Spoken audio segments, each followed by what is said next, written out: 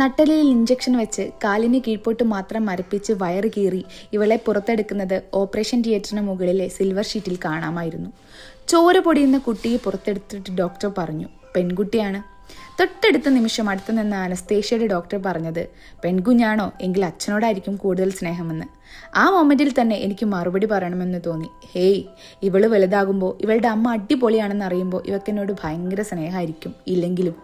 ഇത് കേട്ട് അവരൊക്കെ ചിരിച്ചു. പെരുവിരിൽ ഊന്നി മഞ്ഞവെള്ളം ഛർദ്ദിച്ച ഉറക്കമില്ലാത്ത രാത്രികൾ മുതൽ അങ്ങോട്ട് സന്തോഷങ്ങൾക്കും സങ്കടങ്ങൾക്കും പ്രതീക്ഷയ്ക്കും അവനവന് വേണ്ടി മാറ്റിവെക്കാനില്ലാത്ത സമയത്തിൻ്റെയും നഷ്ടപ്പെട്ട പ്രൈവസിയുടെയും ഒക്കെ നിരാശയിലും അതിൻ്റെയൊക്കെ ഒരു കുഴഞ്ഞു പറഞ്ഞ ഫീലിങ്ങിലായിരിക്കും ഓരോ അമ്മമാരും.